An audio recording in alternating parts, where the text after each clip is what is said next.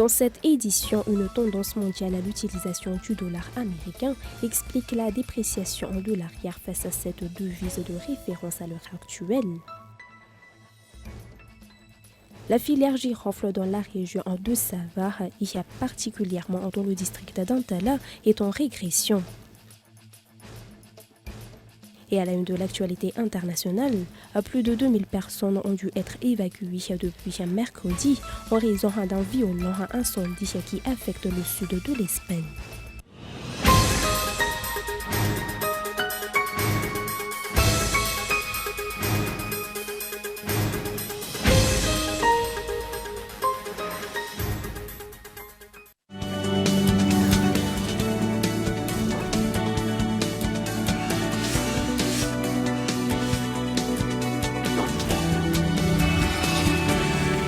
Arturo, j'ai un secret enfoui en moi depuis des années. Catalina, je suis prêt à tout entendre. Tu n'es pas le père de... Livraison de gâteau.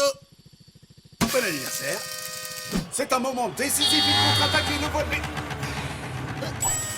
Bon anniversaire. Ah, je crois qu'il y a un but. On sait que c'est toi qui as kidnappé la fille du président. À vous. Livraison de gâteau. Bon anniversaire. Canal+ a 30 ans et on n'a pas fini de vous surprendre. Pour notre anniversaire, le décodeur avec un mois sur Access est à 50 000 arrières seulement. Et pour célébrer ensemble, Canal+ vous offre 30 abonnements de 30 mois, une voiture ou un scooter chez Canal+.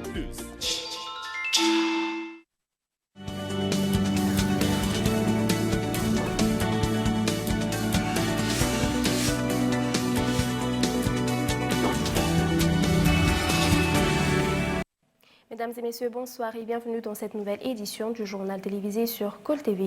À la une de l'actualité ce soir, un durcissement du contrôle des autorités à des véhicules aux vitres fumées a lieu en ce moment suite aux enlèvements successifs dans la capitale. En plus des sanctions infligées à ceux qui ne sont pas en règle, les forces de sécurité peuvent tout de suite retirer la pellicule teintée des voitures, selon la Direction générale de la sécurité routière. Les détails dans ce reportage. Les ravisseurs et malfrats utilisent des véhicules aux vitres fumées pour effectuer leur forfait, selon les témoignages de la population. Face à la situation délétère qui règne dans la ville, l'application de la loi sur les véhicules aux vitres fumées est de retour. Ceux qui ne disposent pas d'autorisation en règle font l'objet de sanctions immédiates.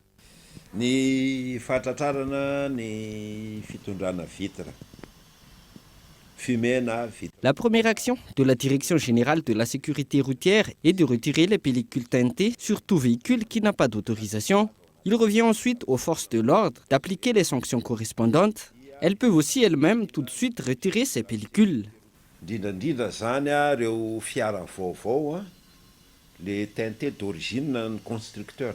Conformément à la circulaire 002 datée du 16 février 2022 du ministère des Transports, les chefs d'institution, les parlementaires, les membres du gouvernement, les représentants diplomatiques, les officiers généraux en activité, les premiers responsables de région sont les seuls à pouvoir disposer de véhicules aux vitres fumées sur tout le territoire de Madagascar, en sus des vitres fumées d'origine sur les véhicules des constructeurs.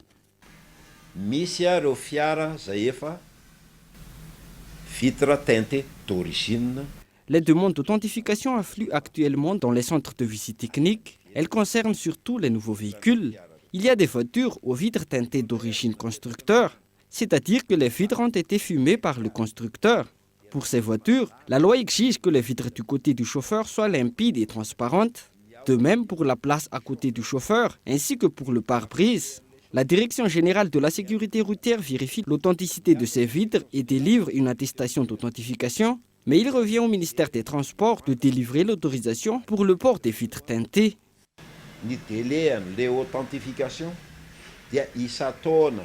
En plus des agents de la Direction de la sécurité routière qui font des contrôles inopinés, les forces de l'ordre peuvent donc aussi délester les véhicules sans autorisation, des pellicules teintées sur les vitres.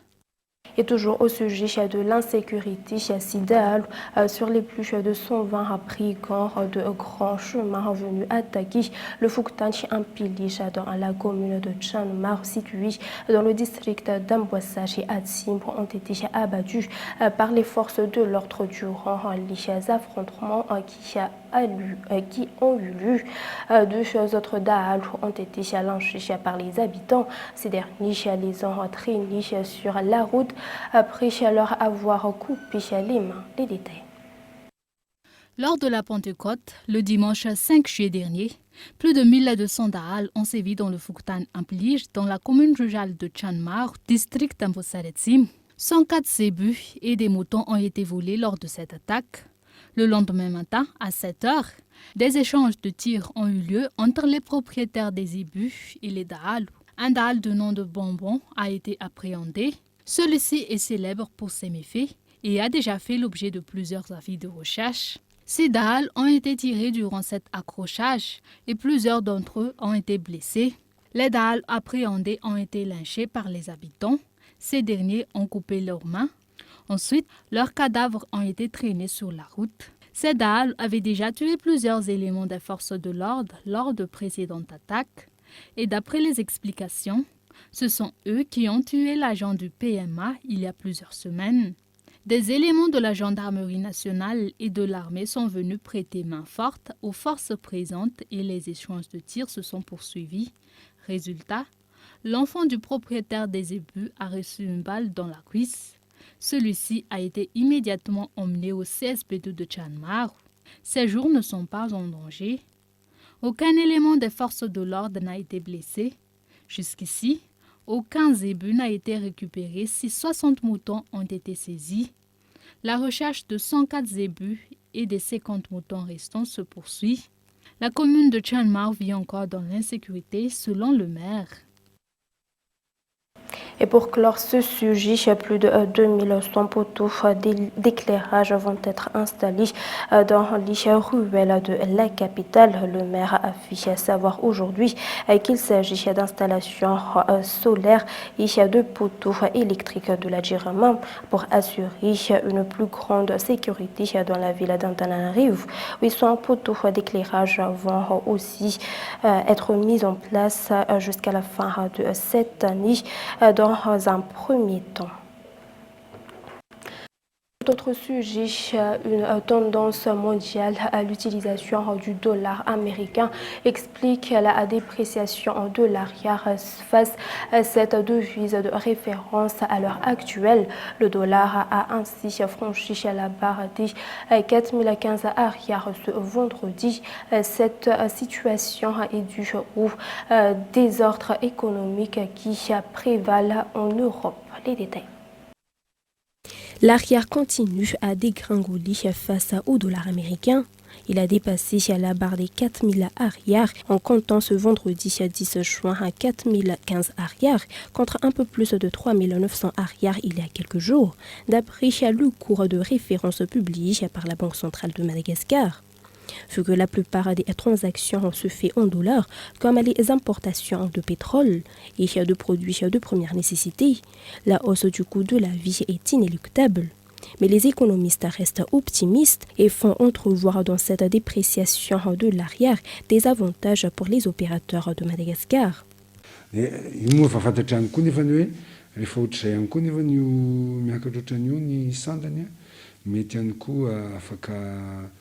Cette augmentation du cours du dollar peut donner un coup de pouce à nos exportations, à condition que les exportateurs n'augmentent pas les prix. Les produits de Madagascar seront compétitifs.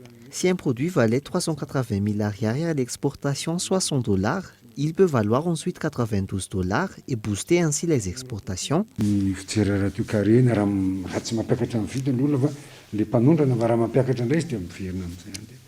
Face à une augmentation prévisible du coût de la vie due à la dégringolade de l'arrière, le développement du marché intérieur et la panachée au désordre économique qui secoue le monde, l'augmentation du coût des importations peut aussi booster la production locale, d'après les explications.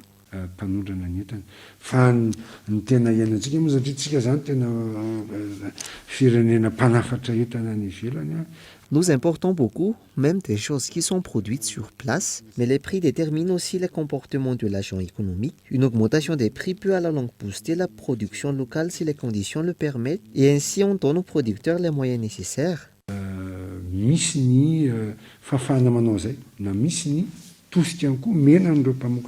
À l'inverse, le coût de l'arrière s'est apprécié face à l'euro. Il était coté à 4264 arrières ce jour, contre 4428 arrières en mars dernier. Et comme il a été annoncé dans les titres, la filière girofle dans la région de Sava, particulièrement dans le district d'Antala, est en régression depuis les années 2000. Aucun projet de soutien de l'État, notamment du ministère de tutelle pour le renouvellement des plantes de girofle ravagées par les cyclones, n'a été mené. Les détails dans ce reportage. Madagascar produit 12 000 à 16 000 tonnes de girofle chaque année. Outre la partie nord-est de l'île où se trouve la région d'Analinzerouf qui produit 70% des récoltes, la région de Sava et plus particulièrement le district d'Antala figure parmi les plus grands producteurs. Mais la culture de girofle dans cette région ne cesse de régresser depuis les années 2000. Lors du passage du cyclone Ida, les plantes de girofle dans le district d'Antala ont été tous ravagées, hormis ceux de la commune de Filanfao. C'est la seule commune qui produit du girofle à l'heure actuelle dans ce district. J'ai pu constater lors de mon passage dans ce district que les producteurs locaux gagnent beaucoup d'argent avec les récoltes actuelles. Avant le passage du cyclone Ida, plus de 50% de la population y cultivait du girofle.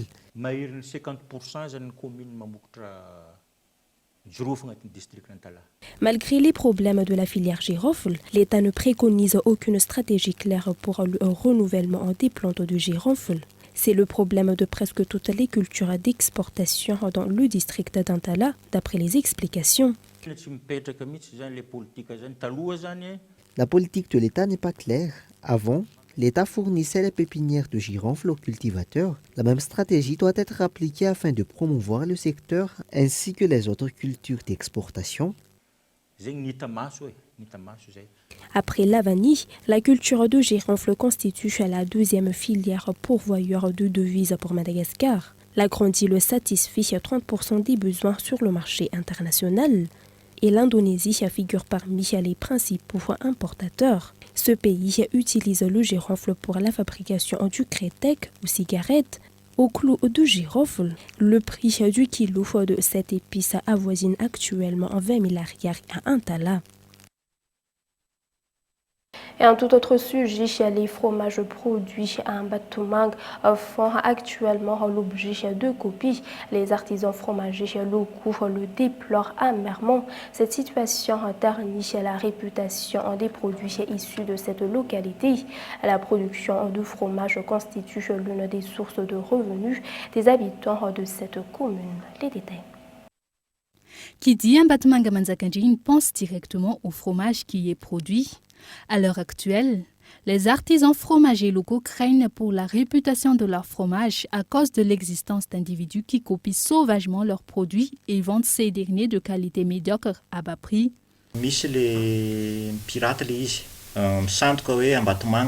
Il y a des personnes qui font des imitations pâles de nos produits. Les démarcheurs se demandent pourquoi les prix des fromages au départ de chez nous sont plus chers que ceux pratiqués à Antananarivo. Ils ignorent en fait que ce ne sont pas nos produits et que par ailleurs, en ce qui nous concerne, nous payons des taxes à la commune de Manzakandjin. Le prix de vente des fromages à l'origine falsifiée varie de 2 500 arrières à 4 000 arrières les 200 grammes dans la capitale. Or, les vrais fromages d'Mbatomang sont vendus à partir de 5 000 arrières en raison des normes de qualité et de saveur caractéristiques d'Mbatomang qui doivent être respectées. Les coûts de production de ces fromages sont élevés, ce qui explique les prix de 5 000 arrières pour 200 grammes et 25 000 arrières pour le kilo.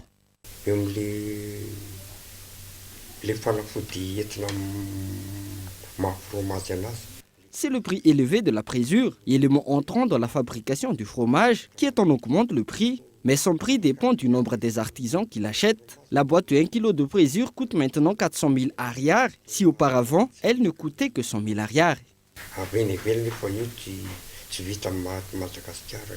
Cela fait 20 ans que Benjamin Rangianarson, dit Benz, s'est investi dans la production de fromage. Au début, il a travaillé dans une entreprise de fabrication de fromage à Mbatmank. Après avoir acquis le savoir-faire et les expériences nécessaires, il a décidé de créer sa propre entreprise. Les autres fromagers d'Mbatmank ont eu des parcours similaires.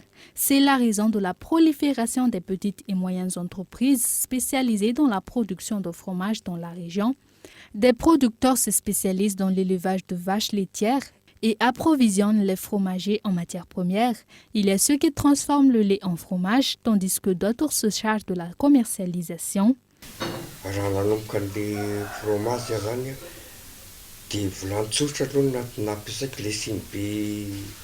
Au début, j'utilisais des marmites en fer blanc pour fabriquer le fromage. Ensuite, j'ai acheté des cocottes. J'ai commencé par 20 litres de lait. Aujourd'hui, j'en utilise environ 500 litres. En 2000, le litre du lait s'achète à 320 arrières. Maintenant, il s'achète à 1500 arrières.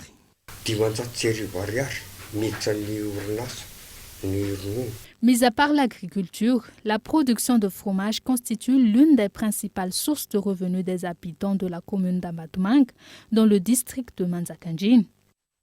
Et avant de passer à l'actualité internationale, les sénateurs de Madagascar élus sous les couleurs du parti MMM dans la région d'Analamanga et de Touamas ont effectué un rapport d'activité devant les grands électeurs du district de Miarnariv ce jour.